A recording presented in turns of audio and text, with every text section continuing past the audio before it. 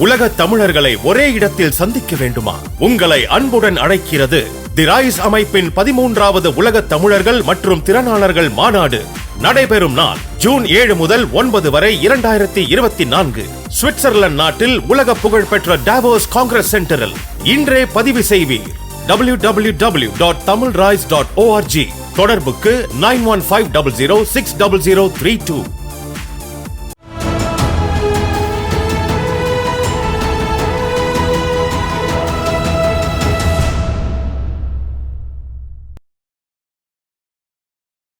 Sir வணக்கம் sir.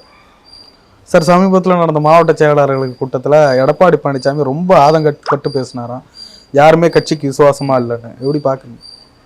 அது மாதிரி பேசினா தான் தொண்டர்களுக்கு மத்தியில் கொஞ்சம் விறுவிறுப்பு உற்சாகம்லாம் வரும். அது பேசித்தான் ஆகணும். நீங்கள் செஞ்சதெல்லாம் பிரமாதமாக இருக்குதுன்னு சொல்லி போயிட்டாக்கா ஒரு சுணக்கம் வந்துடும். அதான் எல்லா வேலையும் நல்லா செஞ்சிட்டோம்னு. ரெண்டாவது இப்போ தேர்தல் வேறு முடிஞ்சிருக்குது. தேர்தல் முடிஞ்சதுக்கு பிறகு என்ன வேலை இருக்குதுன்னு தெரியாது. இந்த 2 மாதத்துக்கு ஏறத்தாழ தமிழ்நாட்டில் ஒரு வேலையும் இருக்காது. ஜூன் 4ஆம் தேதி தேர்தல் முடிவு. அதுவும் முடிவுகள் தான் நமக்கு தெரிஞ்சு போச்சு. இப்போ அது என்ன ஏதுன்னு ஒரு அளவுக்கு தெரிஞ்சு போச்சு. ஆனால் அதுக்கப்புறம் என்ன பண்ணுறதுலாம் பார்க்கணும். ரெண்டாவது எடப்பாடியினுடைய இந்த தேர்தல் சமீபத்தில் காலங்களில் அவர் செஞ்ச பல விஷயங்கள் 4ஆம் தேதிக்கு மேலே தான் அதனுடைய பின்விளைவுகள்லாம் அதுக்கப்புறம் தான் வரும். அந்த நேரத்துக்கு இவங்கெல்லாம் தயாராக இருக்கணுங்கிறதுக்காக தொண்டர்களை உற்சாகப்படுத்திக்கிட்டே இருக்கணும்.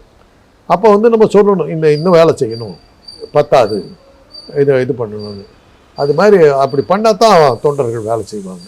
அதுக்கு அவர் தயார்படுத்துறாரு. அதனால் வேறு ஒன்றும் இல்லை, வேறு எந்த விரக்தி இல்லை. தேர்தல் முடிவுகளுக்கு பிறகு கட்சியினுடைய என்னென்ன மாறுதல் வருதோ அதுக்கு தகுந்த மாதிரி தொண்டர்களை தயார்படுத்துகிறாருன்னு தான் அண்ணா எடுத்துக்கிறேன். பாசிட்டிவாக தான் எடுக்கிறார். இருந்தாலும் விசுவாசத்தை பற்றி எடப்பாடி பழனிசாமி பேசலாமா அப்படின்றாங்களே சில பேர். அது விசுவாசங்கிறது எடுத்திங்கன்னா அரசியலில் விசுவாசங்கிறதுக்கு வேறு அர்த்தங்கள். ஒரு தன் உயிரை காப்பாற்றின ஒருத்தருக்கு விசுவாசம் காட்டுறதுங்கிறது ஒன்று இருக்குது. அது மாதிரி விசுவாசத்துக்கு ஆயிரக்கணக்கான இது இருக்குது. உருவாக்கி விட்ட ஏணியை எதிர்த்து உதச்சி தள்ளிட்டா தான் நீங்கள் அரசியலில் நீடித்து நிற்க முடியும். அரசியலை பொறுத்தவரை அது ஒரு எழுதப்படாத ஒரு விதி. அந்த ஏணி என்ன பண்ணுன்னா என்னை ஏற்றி விட்டுச்சு, நாங்கள் மேலே போயிட்டேன், அடுத்த ஆள் அவனையும் ஏற்றி விடும். நான் அந்த இடத்துல நிற்கும்போது எனக்கு போட்டு இன்னொரு நாளையும் ஏற்றி விடுவது. அதனால தான் முதல் வேலையை என்ன பண்ணேன், மேலே ஏறின உடனே ஃபஸ்ட்டு வேலை ஏணியை தூக்கி உதச்சி அனுப்பு. அதனால் உங்களை ஏற்றி விட்டுறதுக்கு உங்களை கொண்டு போய் உச்சியில் உட்கார வச்சது யார் இருந்தாங்களோ அவங்களை நீங்கள் முதல்ல உதச்சி தள்ளினா தான் நீங்கள் நிற்க முடியும். இல்லாட்டி இன்னொரு ஆளை கொண்டுருவோம். அதனால் அந்த வகையில் பார்த்தீங்கன்னாக்கா அவர் செஞ்சது ரைட்டு. சசிகலா கொண்டு கொடுத்ததுக்கு காலில் விழுந்து விசுவாசத்தை காட்டி முடிச்சிட்டாரு. அதுக்கப்புறம் தேவையில்லை, விட்டா நீ இன்னொரு ஆளை கொண்டு வர பார்ப்ப, இல்லை நீயே வரத்துக்கு பார்த்த, நீ அதான் பண்ண, டைம் கிடச்சா காலி பண்ணிட்டு போயிட்டாரு. அதனால தானே இன்றைக்கி வரல இருக்கார். சசிகலா இல்லையே, விசுவாசத்தை காட்டியிருந்தால் பழனிசாமி இருந்திருப்பார். ஸோ விசுவாசம்லாம் ஒழுக்கம் விழுப்பம் தான். அதெல்லாம் பழைய காலம். Honesty pays, crime does not பேங்கிறதெல்லாம் அந்த காலம். இன்றைக்கி crime pays, honesty does not pay. நேர்மையாக இருந்தால் பிழைக்க முடியாது, குற்றங்கள் செஞ்சால் தான் நீ பிழைக்க முடியுங்கிறது தான் இன்னைக்கு இது அடிப்படை தத்துவம். அதனால் விசுவாசத்தை பற்றி நீங்கள் கொடுக்குற விளக்கமெல்லாம் அரசியலுக்கு ஒத்து வராது. வீட்டில் வேலை பார்க்குற ஆள் கொடுக்குற சம்பளத்துக்கு விசுவாசமாக இருக்கிறான் அப்படிங்கிறதெல்லாம் அவங்களே இருக்க மாட்டேங்கிறாரு. அப்படி இருக்கும்போது விசுவாசத்தை பற்றி பழனிசாமி பேசலாமான்னாக்கா எம்ஜிஆர் பேசலாமா? எம்ஜிஆர் என்ன துரோகம் பண்ணாரு? கலைஞருக்கு விசுவாசமாக இருந்தார். அவர் தான் வெளில வந்தார் சார். வெளில வந்தார். கலைஞரை ஒன்றும் காலி பண்ணல. எப்படி வந்தார்? கணக்கு கேட்டுட்டு வந்தார். கணக்கு கொடுக்க வேண்டியவர் கேட்டார். அதுதான் விசுவாசமா? கணக்கு வாங்கி தானே திருப்பி கொடுப்பாரு. கணக்கு பொருளாளருங்க, அவர் தாங்க கணக்கு கொடுக்கணும். கட்சி தலைமை கணக்கு அவர்கிட்ட தான் கேட்க. பணம் கொடுத்துருப்பாரு, தலைமையை கேட்குறாரு. இவர் தானே செக்குக்கெல்லாம் கையெழுத்து போட்டது இவர் தானே, இவர்கிட்ட தானே அக்கௌண்ட்டே இருக்குது. அன்னைக்கு இருந்த அச்சு ஊடகங்கள் அவள்கிட்ட கையில் இருந்தது. கலைஞர் ஒழிக்கிறதுக்கு தாண்டா சந்தர்ப்பம் நல்லா பிடிச்சாங்க.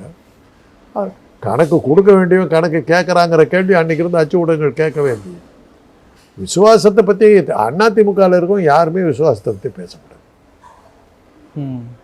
அதனால் அவங்க கட்சி வந்ததே இப்படி தான் வந்தது. கலைஞரை காட்டி கொடுத்து தான் அவங்க இந்திரா காந்திக்கு எம்ஜிஆர் காட்டி கொடுத்தார். இந்தியாவே இந்திரா காந்தியை எதுக்குது. அன்னைக்கு தான் பிழைக்கணுங்கிறதுக்காக இந்திராவை சப்போர்ட் பண்ணார். அப்படி துரோகம். ஆனால் தன்னை அறியாமல் திராவிட இயக்கத்தை காப்பாற்றினார். அவர் அவ்வளோ விசுவாசம் கட்டவராக இருந்தாலும் அவரை அறியாமல் திராவிட இயக்கம் நீடிச்சு நின்றதுக்கு காரணம் எம்ஜிஆர் இன்னொரு கட்சியை ஆரம்பிச்சது தான். அது அந்த பக்கம் போயிடுச்சு. நல்ல காலத்துக்கு அவர் கடைசி நிமிஷத்தில் இந்திரா காந்தி தலைவியை ஏற்றுக்கல. அப்படி தான் எதிர்பார்த்தாங்க. அதை செய்யாததுனால தான் எம்ஜிஆர் தப்பிச்சார். செஞ்சுருந்தாக்கா அன்றைக்கே காணாமல் போயிருப்பார். நீங்கள் இதயவினைன்னு ஒரு படம் வந்து, இதயவினை தான் நினைக்கிறேன், எம்ஜிஆரும் லக்ஷ்மி சிவகுமார் எல்லாம் நடித்த படம்.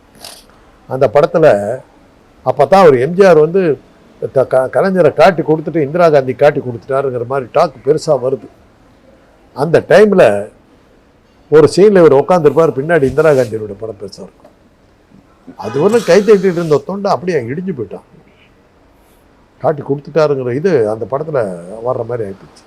அதுக்கப்புறம் அவர் சமாளித்தார், தப்பிச்சாருங்கிறது வேறு விஷயம். ஆக அவர் ஒரு விசுவாசத்தை மீறி தன்னுடைய நன்றிகட்டத்தனன்னு ஒரு அந்த மாதிரி அளவுக்கு சொல்ல முடியாது. அந்த நேரத்தில் வந்து கலைஞருக்கு எதிராக இருந்தார். அவரை கொண்டு வந்தவர் கலைஞர் தான். இன்றைக்கி இருக்கவங்க ஆடுவாங்க, கலைஞர் கொண்டாரா, அதை பண்ணாரா, பெருசாக அவருடைய விசுவாசிக்கிற பேரில் முன்ன பின்ன பார்க்காதவரெல்லாம் பேசுவான் என்கிட்ட. கலைஞர் இல்லைன்னா எம்ஜிஆர் ஏது? அபிமன்யு படத்தில் ஏற்பட்ட தொடர்பு, மருதநாட்டு இளவரசியில் அவர் தான் எம்ஜிஆர் கலைஞர் தான் சான்ஸ் வாங்கி கொடுத்தாரு.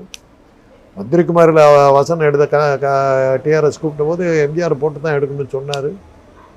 மலைக்கல்ல பச்சைராஜா கிட்ட வந்து கூப்பிட்டு கொண்டு போய் அவரை வச்சு எடுத்தது கலைஞர் தான். இப்படியெல்லாம் பண்ணி தான் அவர் தான் கொண்டு வந்தார் சினிமாவிலையும் சரி. அதுக்கப்புறம் தான் எல்லாம் ஒன்றா கூப்பிட்டு சேர்ந்து மேகலா பிக்சர்ஸுங்கிற கம்பெனி ஆரம்பித்தாங்க. அந்த அளவுக்கு ஒன்றா இருந்தவங்கள தானே அரசியலில் வந்து அந்த அரசியலில் ஏற்பட்ட சூழ்நிலையில் கலைஞருக்கு விரோதமாக போக வேண்டியிருந்தது. அந்த நேரத்தில் அவர் அதை செய்யாமல் இருந்தால் திராவிட இயக்கம் அழிஞ்சிருக்கும். அது வந்து விசுவாச கட்டத்தனம்னு நம்ம சொல்ல முடியாது. இப்போ நான் சொன்னேனே அதுக்கு இதுதான். அந்த நேரத்தில் அது அந்த அரசியலில் வந்து விசுவாசத்தை வந்து காட்டாமல் நன்றி கட்டத்தனமாக நடக்கிறதுக்கு பயன்படுத்துகிற ஒரு வார்த்தை வந்து ராஜதந்திரம். அதுதான் அதுக்கு பேர். ராஜதந்திரமாக நின்று அதை காப்பாற்றி விட்டார் அப்படிங்கிறத நம்ம சொல்லுவோம். அதனால் பழனிசாமி வந்து சசிகலாவுக்கு அவர் பண்ணாமல் இருந்திருந்தாக்கா பழனிசாமி இன்றைக்கி இருந்திருக்க மாட்டார். இன்னைக்கு எங்கே இருக்கார் பன்னீர்செல்வம்? அவர் எலெக்ஷன் நிற்கிறார் தெரியுமில்ல, யாருக்கா ஞாபகம் இருக்குதா? 3 தடவை சீஃப் மினிஸ்டராக இருக்கார். பிரயோஜனப்படுங்க. கிடைத்த இடத்தை நழுவ விடாமல் நிற்க வைத்துக் கொள்வது ஒரு சாமர்த்தியம். சொத்தை சம்பாதிக்கலாம், சம்பாதிக்கிற சொத்தை பாதுகாத்து வைக்கிறதுங்கிறது இன்னொரு சாமர்த்தியம். சம்பாதிக்கிறது சாமர்த்தியத்தோட பாதுகாக்கிறது பெரிய சாமர்த்தியம். அது பழனிசாமி கிட்ட நிறையா. அதனால் அவர் பேசலாமன்னா அவர் தான் பேசணும். கிடைச்ச சந்தர்ப்பத்தை நழுவ விடாமல் எப்படி பயன்படுத்துறது அவருக்கு தெரிஞ்ச அளவுக்கு அவருக்கு தெரியாது. தமிழ்நாட்டு அரசியல் வரலாற்றிலேயே பழனிசாமி அடிச்சுக்கிறதுக்கு ஆள் கிடையாது அந்த விஷயத்தை. எடப்பாடி பழனிசாமி மாவட்ட செயலாளர்களுக்கு கொடுத்த பணத்தெல்லாம் அவங்க ஒழுங்காக செலவு பண்ணாமல் சுவாகா பண்ணிட்டாங்க அப்படின்ற மாதிரி வேதனைப்பட்டதாக சொல்கிறாங்க. அப்படி பண்ணியிருப்பாங்க. அப்படி பண்ணலன்னா மாவட்ட செயலாளர் இருக்கிறதுக்கு அர்த்தமே கிடையாது. நான் என்ன மாதிரி பைத்தியக்காரெல்லாம் எத்தனை பேருங்க இருப்பாங்க? முனிசிபல் எலெக்ஷனுக்காக எம்ஜிஆர் என்கிட்ட ஒரு பெரும் பணத்தை கொடுத்தாரு. சேலத்துக்கு கொண்டு போய் கொடுங்க. பெரும் பணம். எவ்வளோ சார்? அதெல்லாம் சொல்லக்கூடாது. கணக்கில் இல்லாத பணம் எடுத்துக்கிட்டு கொண்டு போய் அப்படியே கொண்டு போய் கொடுத்தேன். அந்த பணத்தை வந்து ஊரில் இருக்கிற அந்த தேர்தலுக்கு அந்த பணத்தை எல்லாம் டிஸ்ட்ரிபியூட் பண்ணுறாங்க. எலெக்ஷன் முடிஞ்சது. அந்த எலெக்ஷனில் வந்து எம்ஜிஆர் படுதோல்வி அடைஞ்சார். நகராட்சி தேர்தலில் பயங்கரமாக தோற்று போனார். ஒரு இடத்துல கூட சேர்மன் கிடைக்கல. அந்த அளவுக்கு படுமோசமான தோல்வி. போய் பார்த்தா எலெக்ஷன் முடிஞ்ச பிறகு பார்க்குறோம், வட்டச் செயலாளர் ரூட்டையும் ஜீப்பு ஓடுது, கார் ஓடுது, எல்லாம் ஓடிக்கிட்டு இருக்குது. கொடுத்த படத்தை பாயிண்ட் போட்டு போயிட்டாரு. அப்போ தான் எங்கள் அண்ணன் திருநாடு சம்பந்தம் இருந்தார். நம்ம 2 பேரும் அவ்வளோ ஒரு பைத்தியக்காரன் தெரியுதா உங்களுக்குன்னாரு. நான் அவர்கிட்ட பணம் வாங்கிட்டு வரும்போது வாங்கினது எவ்வளோ வாங்கினேன் என்னங்கிறது கையெடுத்து எதாவது போடணுமான்னு கேட்டேன். அவங்க கிட்ட, எம்ஜிஆர் கிட்ட. வெளியே போயானார். வாங்கிட்டு இல்லை, வேலையை பார்த்துட்டு போனார். கொடுத்ததுக்கு சாட்சி இல்லை, வாங்கிட்டு வந்தது சாட்சி இல்லை. அப்படியே நான் போயிட்டுருக்கேன். போயிருந்தேன் எங்கே போயிருக்கு. ஒரு பெரிய அரசியல் கட்சி தலைவர் மோகன் குமாரமங்கலம், அவர் வந்து திண்டுக்கல் எலெக்ஷன் முடிச்சுட்டு எம்ஜிஆருக்கு ஆதரவாக நின்று, அதான் இந்திரா காங்கிரஸ் சப்போர்ட்டாக இருக்கிற மாதிரி இருந்து எம்ஜிஆரை திண்டுக்கல் எலெக்ஷனில் ஃபுல்லாக சப்போர்ட் பண்ணிவிட்டு முடிச்சுட்டு டெல்லி கிளம்புறாரு. மத்திய அமைச்சர் அவர் டெல்லி கிளம்பும்போது அவர் கூட அவரை வழி அனுப்புறதுக்கு ஒருத்தர் கூட வந்தார் ஒரு பத்திரிக்கையாளர். ஒரு பொட்டியை கையில் கொடுத்துட்டு, நான் டெல்லிக்கு போகிறேன், இந்த பொட்டியை பத்திரமா வச்சுக்கோ அப்படின்னு சொல்லிட்டு அவர் பாலதண்டாய் தான் இன்னொருத்தர், ஒரு நார்த் இந்தியன் லீடர், 3 பேரும் பிளேனில் ஏறுறாங்க. அந்த பிளேன் கிராஷ் ஆகிடுச்சு, இறந்து போயிட்டாங்க. அந்த பொட்டி பெரும்பணம், அவர் அப்படியே போயிட்டார். அவ்வளோதான். அவர் மகன் ரங்கராஜன் குமார் அவங்களும் வந்து தேடி கேட்டார். அவங்க அப்பா எனக்கு ஒன்று பொட்டி கொடுக்கலன்ட்டார். அப்புறம் அவர் பெரிய பத்திரிகையாளர் எல்லாம் மாதிரி பெரிய ஆளாக வந்தார். அரசியல் இதெல்லாம் சகஜம். என்ன மாதிரி முட்டாள் அன்றைக்கி அந்த கொடுத்த காசு அவ்வளோ பெரிய பணம், அது நான் சௌகரியமாக பங்களாவெலாம் கட்டிட்டு வாழ்ந்துருக்கேன், கொண்டு போய் கொடுத்துட்டு. அது மாதிரி எல்லா ஏமாளியும் இருக்க முடியாது அந்த நேரத்தில். இப்போது இன்னொரு இது என்னன்னாக்கா, செஸ் ஒலிம்பியட் நடக்குது. செஸ்ஸு இன்டர்நேஷ்னல் கேம் நடந்த போது சென்னையில் தான் நடந்தது. மோடி தான் வந்து துவக்கி வைக்கிறாரு. மோடி வரும்போது ஈக்காக சத்தம் போடல, பேசாமல் உட்காந்துருக்காங்க. ஸ்டாலின் வரும்போது கைத்தட்டணும் விசுன்னு பிச்சுக்கிட்டு நிற்கிது. ஸ்டாலினுக்கு அமோக ஆதரவுன்னு அர்த்தமாக இருக்குது. திமுககாரருக்கு கொடுத்த காசை கூப்பிட்டு வந்து ஆளுங்களை உட்கார வச்சு கைத்தட்டலாம் வாங்கி விட்டாங்க. இவங்க கட்சியில் கொடுத்த காசை அந்த ஆள் அமைக்கி பாயிட்டு போட்டு போட்டாங்க. காசை பாயிட்டு போட்டு போட்டால் ஒருத்தர் வரும். அதனால தான் நம்ம ரோட் ஷோ நடத்தும் போது மோடிக்கு ஆளே வராமல் போகிறதுக்கு என்ன காரணம்? கொடுத்த காசு அமைக்கிட்டாங்க, அவ்வளோதான். இப்போ யார் கேட்க முடியும்? எந்த கணக்கில் வருது? இதெல்லாம் கணக்கில் வராது பணங்கள். எதில் எந்த கணக்கில் கேட்க முடியும்? எப்போ கொடுத்தேன்? அவ்வளோதான். ஒரு மடம், பெரிய மடம் ஒன்று கைலாமல் போனதுக்காக தானே காரணம். கொடுத்து வச்சு அந்த காசை கேட்டாங்க. இந்த சாமியார் கொடுத்தாரு, கேட்டார், எப்போ கொடுத்தேன்னாரு. வேலையை காட்டினாங்க, உள்ளே தள்ளினாங்க, காணாமல் போயிட்டு இன்றைக்கி மடமே காலி ஆகி போச்சு. இதெல்லாம் வந்து எல்லா காலத்தையும் நடக்கிறது. நீங்கள் சொன்னீங்களே அது மாதிரி அவன் அடிக்காமல் இருந்தானா கேட்டால் கொடுப்பீங்களா? நீங்கள் தலைவா ஒரு 2 லட்ச ரூபா கொடு, கஷ்டத்துக்கு வேடா, நானே 1000 கஷ்டத்துக்கு இருக்கிறேன், எதா பதில் சொல்லி அனுப்பிச்சிடுவீங்க. அதே சமயத்தில் என்கிட்ட நம்பிக்கையாக கொடுத்த இந்த காசை நான் திருப்பி கொடுக்காம விட்டு வச்சுக்கோங்க. உங்களால் கேட்க முடியாது, ஏன்னா கணக்கில் வராத பணம், ஒன்றும் பண்ண முடியாது. நாங்கள் இன்றைக்கி நான் வேலை பார்க்குற இடங்கள்லாம் அதெல்லாம் நிறைய நடக்குது, கேட்க முடியாது, ஏன்னா கணக்கில் வராத பணங்கள். அரசியல்வாதிகளையும் சரி சினிமாக்காரனும் சரி கணக்கில் வராத பணம் வச்சுருப்போம், கொடுத்தானா நம்பி கொடுத்தானா போச்சு, அவ்வளோ. அதனால தான் பல பேர் கூட பிறந்த தம்பிகளையும் மகன்களையும் நம்பவே மாட்டாங்க. மகனுக்கு வேணால் கொடுப்பாங்க, தம்பிகளையோ அண்ணனுங்களையோ யாரையும் நம்ப மாட்டாங்க, ஏன்னா அப்படியே போயிடுவோம். அரசியல் இதெல்லாம் நீங்கள் தெரிஞ்சுக்கணும். ஒருவேளை அரசியலுக்கு வரதா இருந்தால் இதெல்லாம் தெரிஞ்சுக்கணும். கேட்டால் கொடுக்கக்கூடாது, எடுத்துக்கிட்டால் கேட்க முடியாது, அதுதான் அரசியல். எம்ஜிஆர் காலத்தில் சரி, ஜெயலலிதா காலத்துலலாம் ஒரு கட்டுக்கோப்போடு வச்சுருப்பாங்க அவங்க ஒரு இயக்கத்தை. யாருமே எதுவும் சொல்ல முடியாது, அவங்கள எதிர்த்து பேசுனா வெளியிட வேண்டியதான். ஆனால் எடப்பாடி பழனிசாமி எம்எல்ஏ விசுவாசம் இல்லைன்னு வேதனைப்படுறாருன்னா அவர் மேலே பொதுச் செயலாளர் ஆன பிறகு ஒரு மதிப்பு இல்லையோ? மதிப்பு இருக்குது, வெற்றிகளை காட்டணுங்க.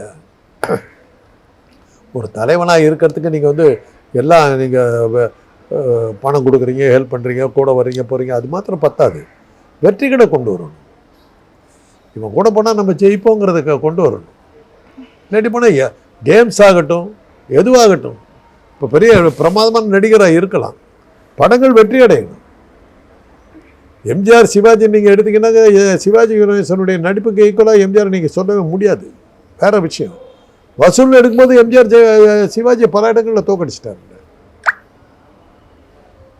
சிவாஜியினுடைய நடிப்புக்கு அவ்வளோ காசு கிடைக்கலையே. எம்ஜிஆருடைய திறமையின்மை வந்து அதுவே காசாக்கிட்டார் அவர். தமிழ் பேச தெரியாத சரோஜா தேவி அந்த கொச்சை தமிழுக்கு தானே கூட்டமை சேர்ந்தது. அதே சரோஜா தேவி நல்ல தமிழ் பேசியிருந்தாங்க, ஓடி இருக்காது பணம். சரோஜா தேவி பேசும்போது கொஞ்சம் மாதிரி இருக்குது, தமிழை கொலை பண்ணி பேசினா கொஞ்சம் மாதிரி இருக்குதுன்னு நான்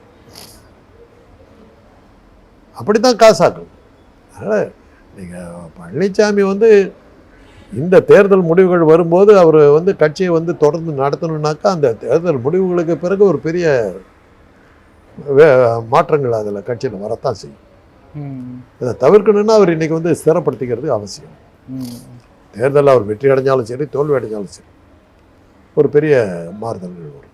இந்த பணம் செலவு பண்ணல அப்படின்றத தாண்டி வேலையே செய்யல மாவட்ட தலைவர்கள்லாம் அப்படின்ற ஒரு பார்வை இருக்கு. அது என்ன காரணம்? தெரிஞ்சு இருக்குதுங்க, நம்ம டீம் வீக்காக இருக்குதுங்க. எடப்பாடி அவர்களுடைய பேச்சுக்காவது கட்டுப்பட்டு வேலை செய்வாங்க. என்னத்தை பேசினார் அவரு? என்னத்தை பேசினார்? ஒரு கூட்டணியில சேர்த்ததுக்கு ஒருத்தம் வரலீங்களா? அன்னைக்கே உங்க தோல்வி தெரிஞ்சு போச்சுங்க. இதுக்கே ஓட்டிங் மிஷின் வச்சு தான் எலெக்ஷன் நடக்க போகுதுங்கிறது எல்லாத்துக்கும் தெரியும். கூட்டணிக்கே வந்து சேர மாட்டேன்ட்டாங்க. வாக்கா ராத்திரி 10 மணி வரலும் பாட்டாளி மக்கள் கட்சி உங்களோட உட்காந்துக்கிட்டு இருக்குது. காலையில் அங்கே போய் சேர்ந்துட்டேன்னு சொல்லிட்டு அன்றைக்கும் அனௌன்ஸ் பண்ணுறாங்க. அவ்வளோதானே உங்கள் கதி. ஏதோ ஒரு காரணத்துக்காக பாஜகவோட முறைச்சிக்கிற மாதிரி ஒரு நாடகம் போட்டீங்க. இந்த நாடகம் எடுபடுது. இப்பயே எப்படின்னா தேர்தலுக்கு பிறகு ஒருவேளை தோல்வி ஏற்பட்டால் எடப்பாடி பழனிசாமிக்கு கடுமையான எதிர்ப்புகள்லாம் வளர்க்கும். தோல்வி வெற்றி எதுவாக இருந்தாலும் ஒரு கட்சியை விட்டு கொஞ்சம் பேர் வெளியே போவாங்க, சில பேர் உள்ள வருவாங்க. உள்ள எப்படி சார் வருவாங்க? தோல்வி ரெண்டும். ஏன்னா இதை விட்டா பன்னீர்செல்வத்துட்டு தான் போகணும். பன்னீர்செல்வம் என்னத்தை கிழிச்சிருக்காரு? பன்னீர்செல்வம் ஏற்கனவே காணாம போயிட்டார். எங்க பலாப்பழத்தில் என்னாரு? பலாப்பழம் இதா சின்னம்மா பலாப்பழம் மேலே வந்து இதாக இருக்கும், உள்ள சோளம் இருக்கும். சோளம் இருக்கிறதுக்குள்ள நமக்கு தாவு தீர்ந்து போயிடும். பன்னீர்செல்வம் கரெக்டாக தான் சொல்லியிருக்காங்க. பலாப்பழத்தை உரிச்சு திங்கிறதுக்கு பசாமல் விட்டு போலாங்கிற ஃபீலிங் வந்துருச்சு எல்லாத்துக்கு. பன்னீர்செல்வத்துக்கிட்ட போய் என்ன பண்ணுறது? Is a proved failure. Sasikala வர்றதுக்கான வாய்ப்புகளை காணும். அது பிஜேபியினுடைய மத்திய ஒன்றிய இதில் வந்து அவங்களுக்கு கிடைக்கிற வெற்றியை பொறுத்து இருக்குது. இப்போ சசிகலாவுடைய மறுஜன்மம். அவங்க மறுபடியும் வெற்றி பெற்று வந்துட்டாங்கன்னா சசிகலா கம்ப்ளீட்டாக கழிவிடும். ஒன்றுமே என்ன பண்ணுவாங்க. அதிமுகங்கிற கட்சியே இருக்காது. அதுக்கப்புறம் இந்த ஜனநாயகமே இருக்க போகிறது. அப்புறம் என்ன 3வது மோடி வந்தாருன்னா முடிஞ்சு போச்சுன்னு அர்த்தம். இந்த பேச்செல்லாம் நமக்கு தேவையே இல்லை. திடீர்னு திரும்ப சசிகலா வந்து உறுப்பினர் படிவெல்லாம் அப்படி வைக்கிறாங்க, இதெல்லாம் ஃபில் பண்ணித்தாங்க அப்படின்னு சொல்லி. என்ன கட்சிக்கு எப்படி எதுக்கு கேட்குறாங்கன்னு தெரியல. இன்னும் தனக்கு ஒரு விளம்பரம் தேடணும்னு நினைக்கிறாங்க. அவங்களுக்கு சொல்லிட வேண்டியதான். முடிஞ்சு போச்சு விடுதலாம். That's over. அந்த குரூப் போயிடுச்சு. தினகரன் ஒருவேளை ஏதாவது சமாளித்து ஏதாவது ஒரு போக்கு ஏதாவது காட்டி நீக்கிறதுக்கு ட்ரை பண்ணலாம். மற்றபடி பன்னீர்செல்வம் கோஷ்டி, பன்னீர்செல்வம் சசிகலா தினகரன் வந்து முடிஞ்சு போயிடுச்சு. எடப்பாடி தான் இருக்காரு. அவங்கெல்லாம் முடிஞ்சு போச்சு. அவ்வளோதான். இப்போ எடப்பாடி பழனிசாமியும் வெற்றி தேர்தலுக்கு பிறகு தான் பார்க்கணும். தேர்தலுக்கு பிறகு அவருக்கு வந்து வெற்றியோ தோல்வியோ ஒரு கூட்டம் வெளியே போகத்தான் செய்யும். அது திமுகவுக்கு லாபமாக இருக்கும். போகிறதுக்கு என்ன அவங்களுக்கு வேற போக்கிடம் இல்லை, வேற கட்சி இல்லை. திரும்ப சசிகலா வந்து எலெக்ஷன் வந்தால் அமைதி ஆயிடுறாங்க, எலெக்ஷன் முடிஞ்ச பிறகு மறுபடியும் வந்துடுறாங்க. எப்படி பார்க்குறீங்க? ஏப்பா என்னங்க பண்ண முடியும்? ஏதாவது பேசணுன்னாக்கா அமலாக்கத்துறையிலேருந்து ஆரம்பிச்சிடுறாங்க. என்னத்துக்கு அவங்க பேசாமல் இருக்கிறாங்க? அமலாக்கத்துறை இல்லைன்னாக்க இவங்க என்ன பண்ணிட முடியும்? அமலாக்கத்துறைக்கு பயந்து தான் அத்தனை பேர் சும்மா இருக்காங்க. நடிப்பன எவ்வளோ போராட்டங்கள் நடத்தியிருக்கலாம்.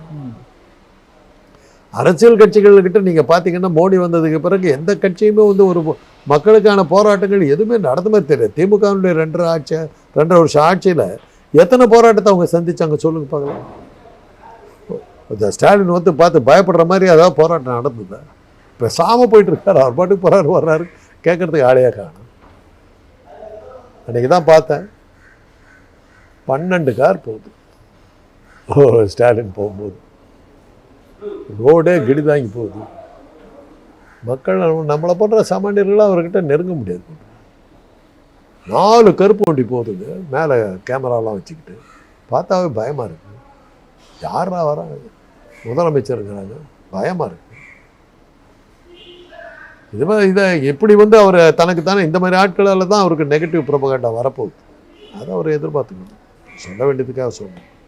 அன்றைக்கி பார்த்தும்போது இது பண்ணப்போ நம்மளாம் ஏதாவது இது எனக்கு தெரியும்னு சொன்னால் கூட விட மாட்டாங்க போட்டுருக்குது. அப்படியே அவரும் பார்க்க முடியாதுன்னு நினைக்கிறேன்.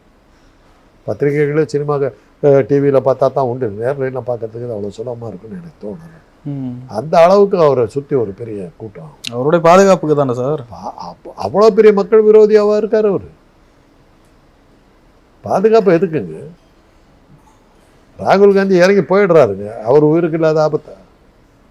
அவர் பாட்டுக்கு இறங்கி செவரேறி குவிச்சு அந்த இது சின்ன குடிச்ச ஒரு மாதிரி இருக்குது, அதை எகிரி குவிச்சு போய் கடையில் அல்வா வாங்கி சாப்பிட்றாங்க. சோனியா காந்தி அப்படி தானே பண்ணாங்க, உயிருக்கு ஆபத்து இருந்தது. அவங்க பாட்டுக்கு எகிரி குவிச்சு பொம்பளைன்னு கூட பார்க்காம பேரிடம் தாண்டி குவிச்சு தானே போய் எலெக்ஷன் போயிட்டாங்க. நீங்கள் காரை பார்த்தாவே பயமா இருந்தது, ஐயோ யாரோ பெரிய ஆள் போட்டிருக்க என்னதுக்கு அப்படிங்கிற மாதிரி அந்நியப்படுத்திக்கிட்டே போகிறாங்க. அன்னைக்கு பார்த்து 3 நாளைக்கு முன்னாடி தான் பார்த்தேன். எங்கள் அப்பா இப்போ இது பெரிய அளவு தான். யாருமே இப்படியெல்லாம் நீங்கள் பாதுகாப்புங்கிற பேரில் கூட்டத்தை சேர்த்துனீங்கன்னா, முதல் முறையாக நான் அவரை போய் பார்க்க போகும்போது வெற்றி அடைஞ்ச உடனே போய் பார்த்து வாழ்த்து சொல்கிறதுக்கு போனேன். கோட்டைக்கு அந்த பக்கம் எங்கேயோ வண்டியை நிறுத்திட்டாங்க. கோட்டைக்குள்ளார போகிறதுனா என்ன மாதிரி வயசானவங்க அந்த ரோடெல்லாம் கிராஸ் பண்ணி வர்றதுக்கு வந்து அவுட் ஆஃப் கொஸ்டின்.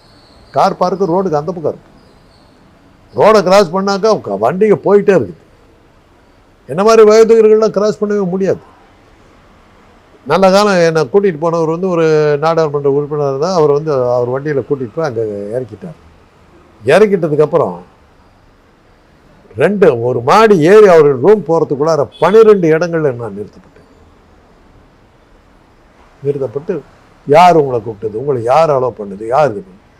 அந்த நாடாளுமன்ற உறுப்பினர் அவர் தான் கூட்டிகிட்டு வந்தார், அவரும் இருக்கிறார், நீங்கள் தான் கூப்பிட்டு வந்தீங்கன்னா. 12 இடத்துல இதே கேள்வி. ஒரு இடத்துல எனக்கு அதில் ஒரு ஆஃபீஸர், நீங்கள் என்ன தானே சார் அப்படின்னு கேட்டுட்டு, உங்களை யார் சார் அலோவ் பண்ணுது? அதுக்கப்புறம் நான் அவரை சொல்லிகிட்டே வந்துட்டேன், இனிமேல் நான்லாம் எட்டி பார்க்க மாட்டேங்க, மக்கள் யாரும் உங்களுக்கு ரீச் பண்ணுற மாதிரி நீங்கள் இல்லை, பியாண்டு. ஜெயலலிதா அந்த மாதிரி கட்டுப்பாடுகளை வச்சு தான் காலியானாங்க. அதே கட்டுப்பாடுகள் இன்றைக்கி உங்களுக்கு இருக்குது, பார்த்துங்கட்டும். இவ்வளவெல்லாம் நடக்குது. ஸ்டாலினுடைய ஆட்சியை எதிர்த்து இந்த எதிர்கட்சிங்கிற முறையில் பழனிசாமி ஒரு சின்ன போராட்டம் நடத்தலையே. 2 ஆண்டு காலமாக ஏதாவது அரசியல் ரீதியான போராட்டங்கள் சொல்லுங்க பார்க்கலாம். இப்படி நடந்துச்சு, இதுக்கு இதாச்சு, இதுக்காக போராடினாங்க மக்கள்னு ஏதாவது ஒரு போராட்டம் சொல்லுங்க பார்க்கலாம். ஒன்றுமே கிடையாது. சொல்லப்போனால் அரசியல் சப்பிப்பு தான் போயிருக்கிறது. ஒன்றுமே போராட்டங்களே இல்லை. அந்த அளவுக்கு மக்கள் அமைதியாக இருக்காங்களாங்கிறது எனக்கு சந்தேகம். சரி சார், நிறைய விஷயங்களை பயிர்ந்து நன்றி சார். Thank you sir.